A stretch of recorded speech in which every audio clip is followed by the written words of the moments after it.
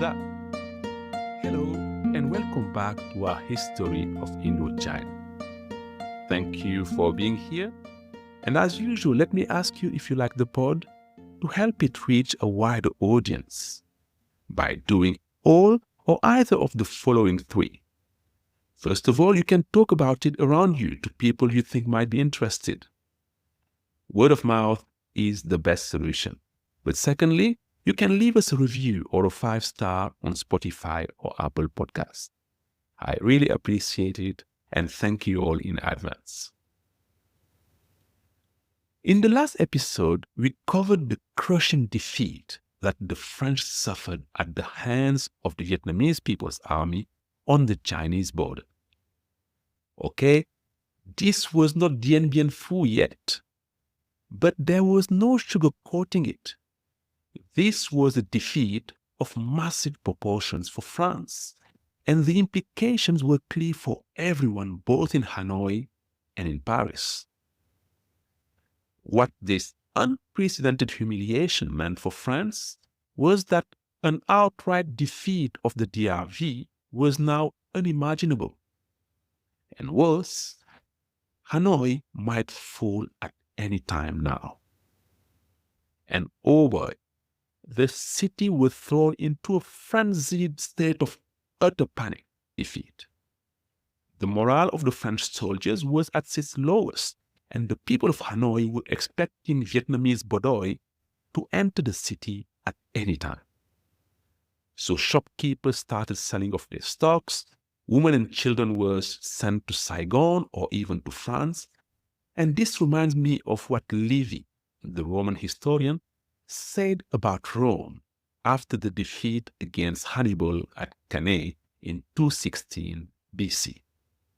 Quote, "Never save when the city had been captured was there such terror and confusion within the walls of Rome."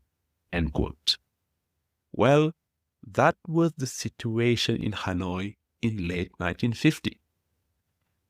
At the highest levels of the colonial administration, all options were now on the table, including abandoning North Vietnam altogether to focus on defending only Annam and Cochinchina, which means central and southern Vietnam.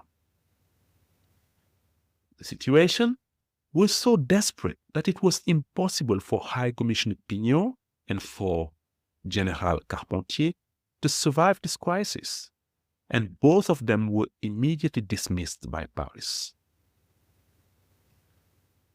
In those conditions, you would think that France would reach out to Ho Chi Minh and say, "Let's talk." But no.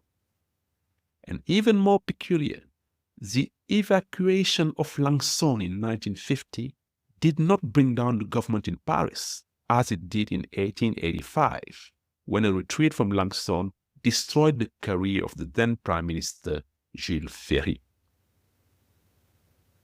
And two main reasons why the political impact was not as significant as expected in Paris. Firstly, the French political class felt very removed from Indochina. Of course, the news was not good, but there were more pressing domestic issues, and you can always put a spin on stuff happening 10,000 kilometers away. Secondly, you've got to remember that there was a consensus among all political parties on colonial policy. As an example, from 1947 to 1951, France had a number of coalition governments, and they all shifted to the right because the main party, called the MRP, and these guys are the Christian Democrats, well, the MRP guys were afraid of losing power to de Gaulle's party. And to avoid that, they had to show their colonial bona fides by having a firm stance on Indochina. So no negotiations with Ho Chi Minh and no political overtures. So even though there were a dozen prime ministers between 1944 and 1954, there were only 2 ministers of foreign affairs, which shows the stability of colonial policy. And the Minister of Foreign Affairs is the equivalent of the Foreign Secretary in the UK and of the Secretary of State in the US. Therefore, after the defeat on the Chinese border, no voices were raised favoring negotiations with Ho Chi Minh. The only one crying in the wilderness was Pierre Mendès France. And the ones among you who know where this story is going will appreciate the irony here. Pierre Mendès France would end the war in 1954. But in 1950, he was already saying, let's negotiate, but he had no political weight and nobody listened to what he had to say. So the government in Paris did not fall, but everybody knew the situation was desperate and drastic remedies were needed. And here I am thinking about Livy again. In 316 BC, Rome was engaged in a 10-year-old war against the city of Veii. The Romans had put the city under siege, but the war was going nowhere and they couldn't capture Veii. So the Roman Senate called on a guy called Camillus to solve the Veii issue for good. What they did is that they appointed him dictator. Now, a Roman dictator received the full powers of the state and he subordinated everybody else, but for the purpose of resolving a very specific issue. Well, in my opinion, that's exactly what happened in 1950 in France. The country's credibility was on the line, and the government called on one of the most decorated French soldiers to come to the rescue, General Jean de Lattre de Tassigny. De Lattre was given both the titles of High Commissioner and of Commander-in-Chief with complete and full powers in Indochina. He was told, just fix the mess out there. So, who was the General de Lattre? De Lattre was 61 years old at the time. He was a graduate of the prestigious military academy of Saint-Cyr, and he was descending from an old and aristocratic family. As a lieutenant, de Lattre first saw action during World War I, and he was wounded 5 times between 1914 and 1918, acquiring then a well-deserved reputation of bravery and of calmness under fire. During World War II, as the youngest general in the French army, de Lattre disobeyed orders not to fight the Germans in 1942, and he was the only active general to order his troops to oppose the invaders. He was jailed for that, but he managed to escape from prison with the help of his wife and 15-year-old son. De Lattre then defected to Charles de Gaulle's Free French Forces in 1943. Afterwards, he was at the head of the first army that landed in Provence in 1944, and he led the campaign to capture eastern France.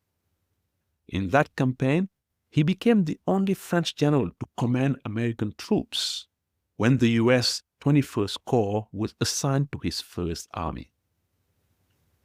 In 1950, when the French PM came knocking at his door, General de Lattre was the commander-in-chief of the Western European Army. So this was the crème de la crème French army. De Lattre was not only a courageous soldier, but also a charismatic leader. On top of that, he was incredibly good at communicating and at dealing with the media. But the guy was not perfect, okay? Many found him condescending and egocentric to the point of megalomania. He was also notoriously short-tempered and prone to violent outbursts of anger towards his underlings.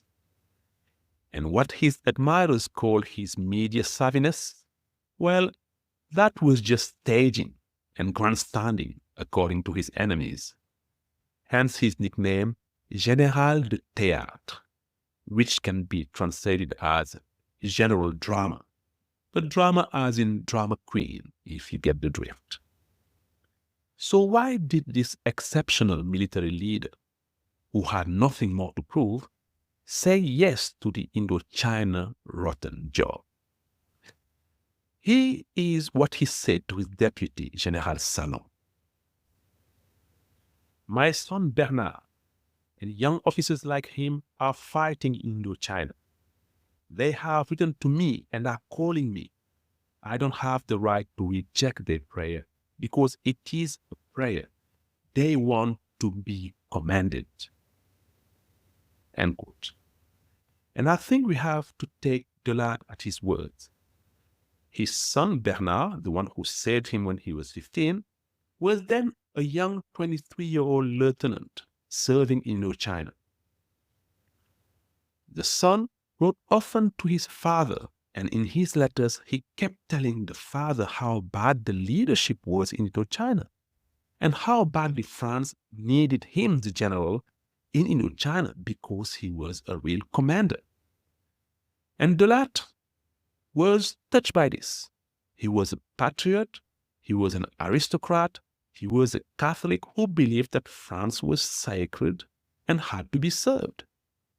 So the son appealed to the father's sacred sense of duty, and the father's amazing self-confidence answered, France needs me and I'm him, so let's do this.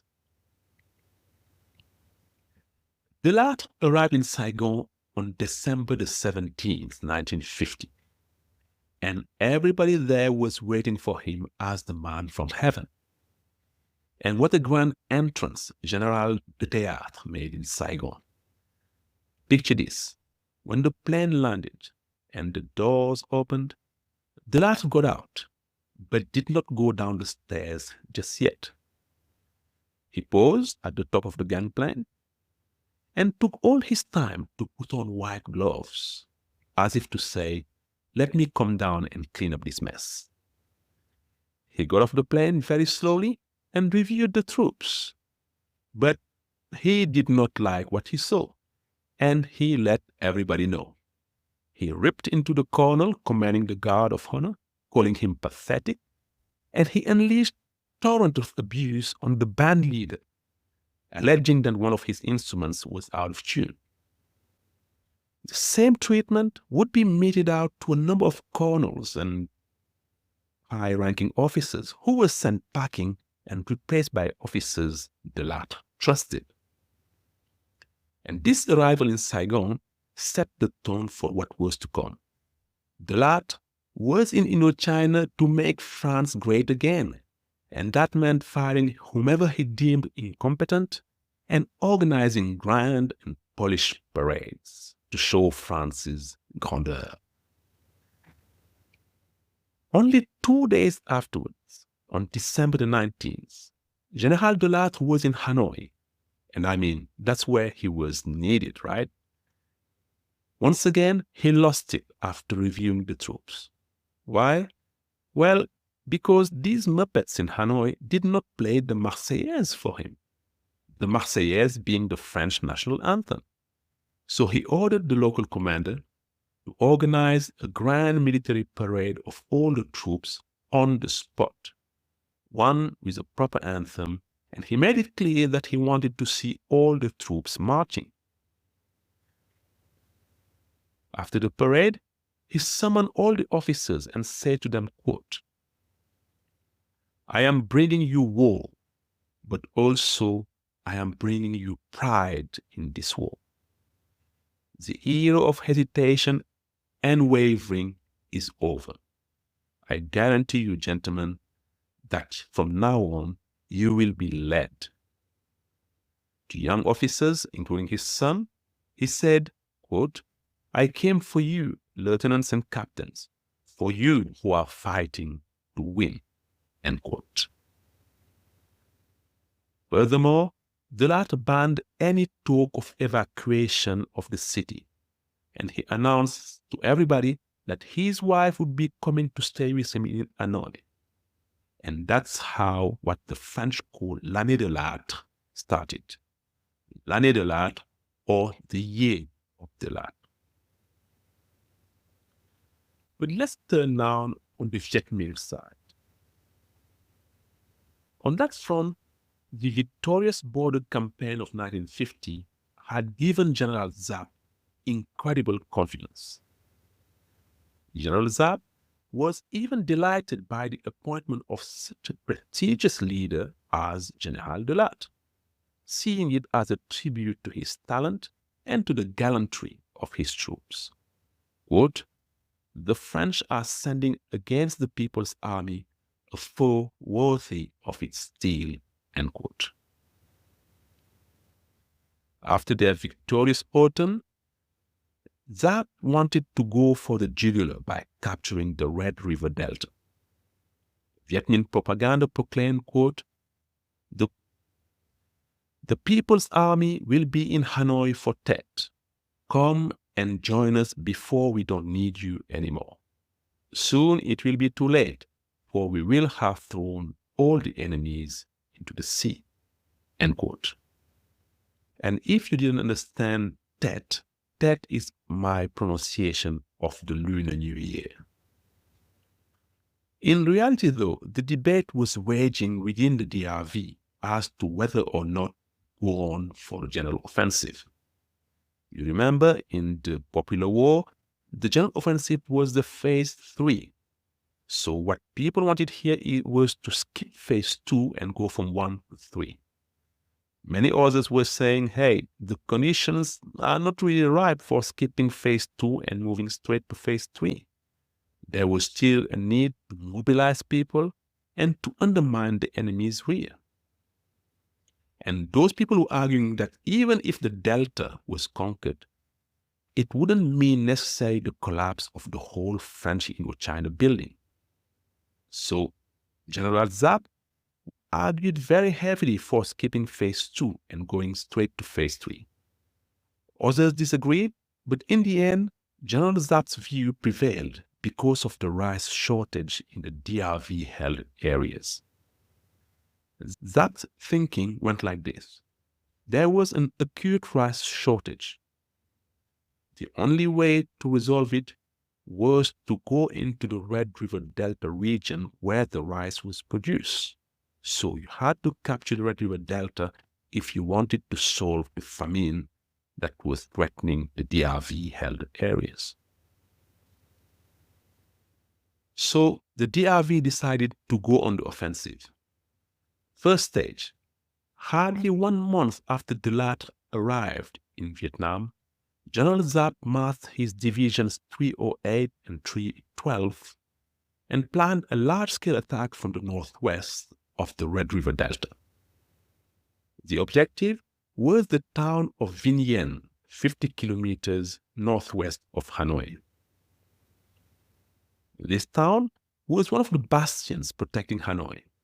If it fell, the road to the capital would be wide open. But you remember when at the end of the last episode I talked about hubris? Well, here we go. Giap seemed to have forgotten before this attack that the 3 reasons why he had won on the Route Coloniale 4 were 1, because the area was very remote, 2, because of the rugged terrain, and 3, because of the highland weather that prevented deployment of the French aviation and artillery. The Red River Delta, though, was open terrain, and it was very close to Hanoi. Viet Minh troops would have to advance in the open, which made them very easy targets for the superior French firepower. Be that as it may, on the evening of January 13th, 1951, 2 regiments of the 308th Division launched the Tran Hung Dao campaign, named after the Viet hero who defeated the Mongols in the 13th century. See episode 1. And things got off to a good start for the Vietnamese. The Bao Truc post, defended by Senegalese and Vietnamese riflemen, fell after all its defenders were killed. Afterwards, a French mobile group was sent to reinforce the post, but it was cut to pieces and had to retreat in disarray. things were looking up for the Vietnamese People Army.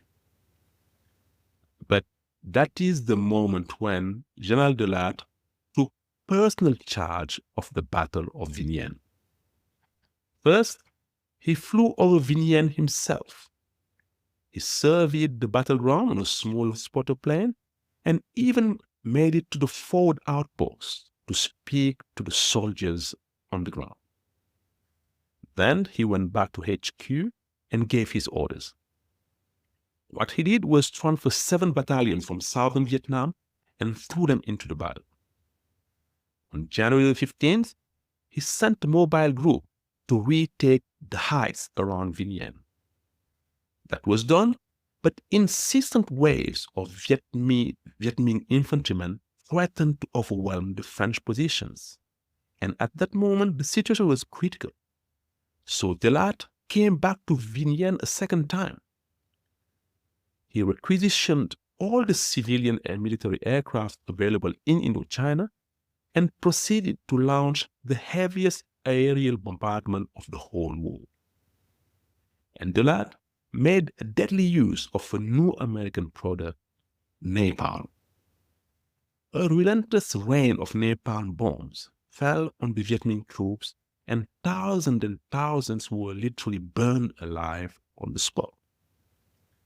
On January 17th, elements of the 312th Division attempted a final assault, but they too were stopped dead in their tracks by heavy artillery and an infernal wall of napalm. Giap's boys were forced to withdraw after suffering staggering casualties.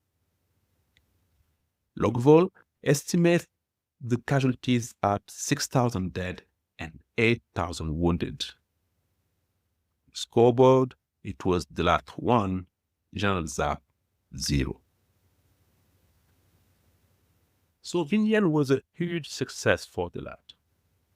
And as you know, the guy is media savvy. He made sure that everyone knew about it. He invited journalists to tour the battlefield and organized the grand military parade for the Lunar New Year, which coincided with the end of fighting. It looked like a triumph, a Roman triumph. Bảo Đại did not attend the ceremony, but de Lattre did not care. For the people of Hanoi, de Lattre was the savior, and for politicians and journalists in France, he was the general who might not only avoid defeat, but even save French Indochina. He was le roi Jean, or in English, King John. But after Vignane, General Giap did not admit defeat and tried again to conquer the Delta a second time. In late March 1951, General Giap launched the Hoang De Tam campaign, named after the resistance fighter mentioned here in episode 3. 21 battalions attacked Mao Khe, which is northwest of Haiphong.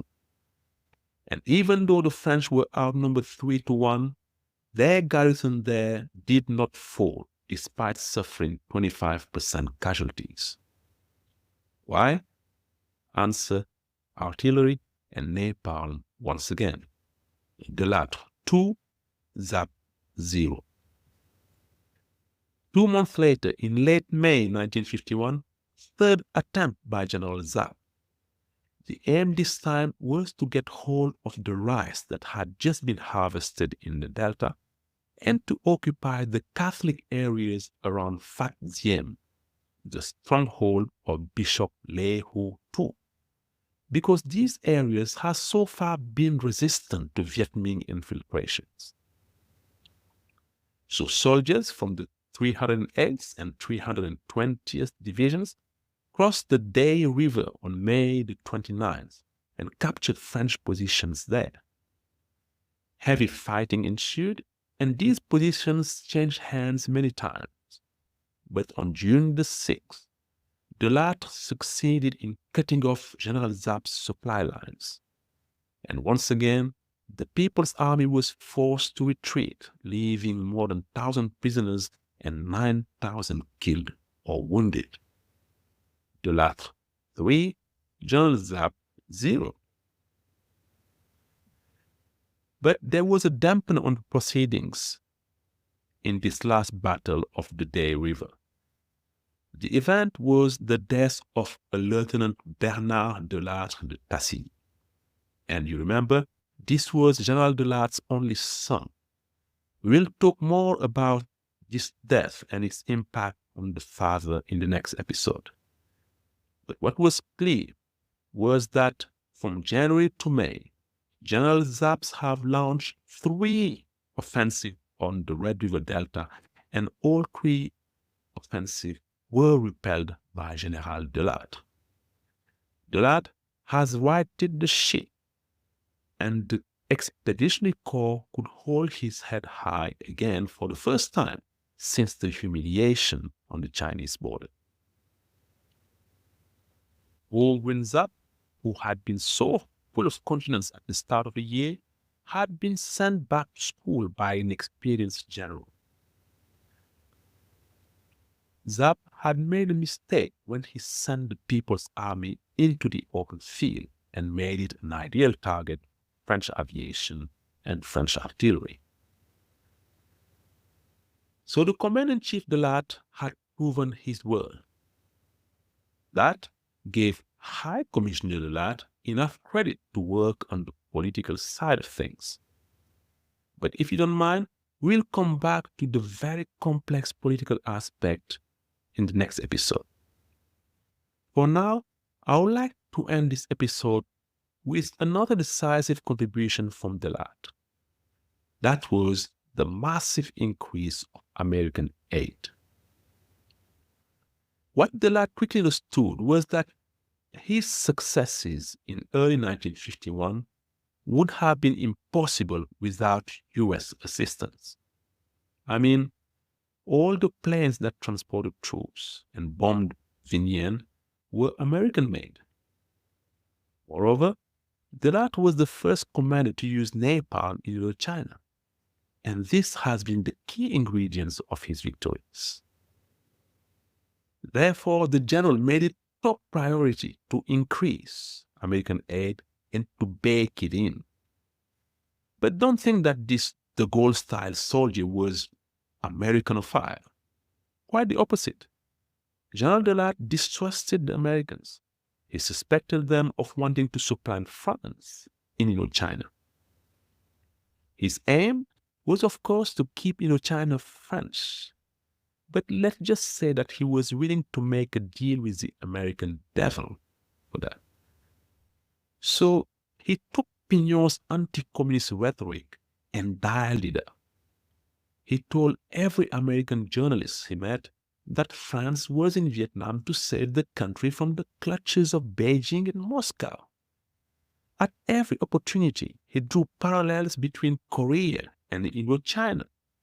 2 fronts, in his opinion, of the same war, the war against communism. Lucien Baudard was a journalist who worked closely with de Lattre.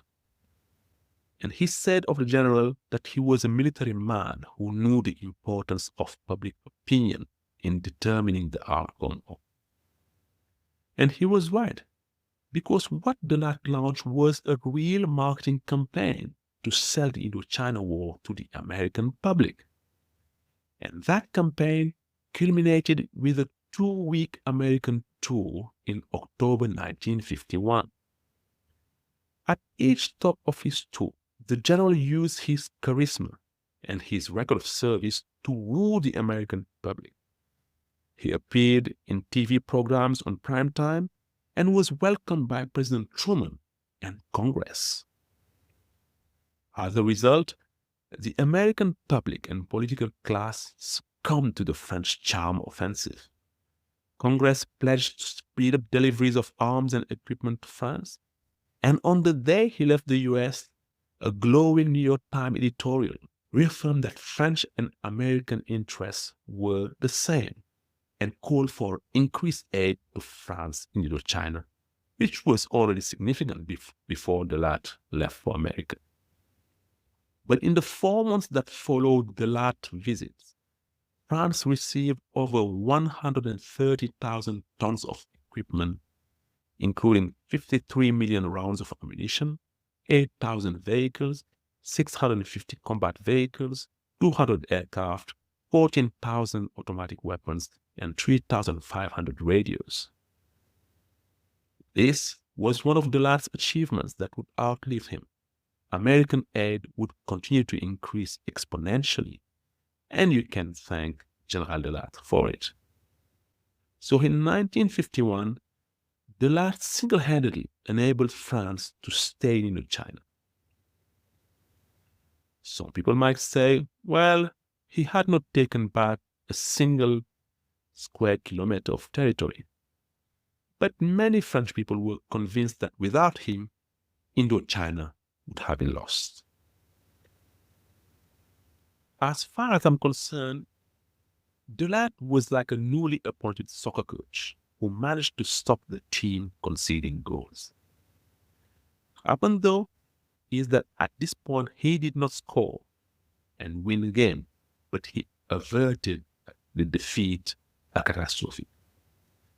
His job was to keep what was almost lost, as shown by one of his major projects, that is, the Lattre line.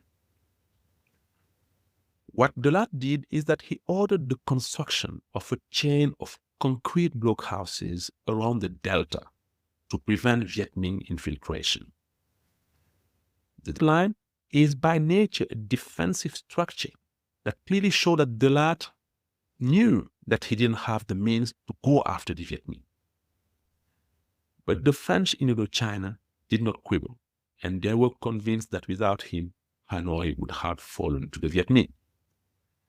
Well, in the next episode, we'll look at Dalatte's other hat, that of High Commissioner. And we'll see that the Commander-in-Chief Dalattre, with all his military successes, did not find a way out of the Vietnamese political quagmire. Indeed, the High Commissioner Dalattre was unable to escape the French contradiction. The French had given independence to a free Vietnam, while at the same time demanding from the Vietnamese total loyalty to France. As a result, what the regular Vietnamese person was asking was, why risk my life fighting other Vietnamese if it is to keep France in power? Well, that's a good question in my opinion. So see you next week to unpack it. Until then, take care and goodbye.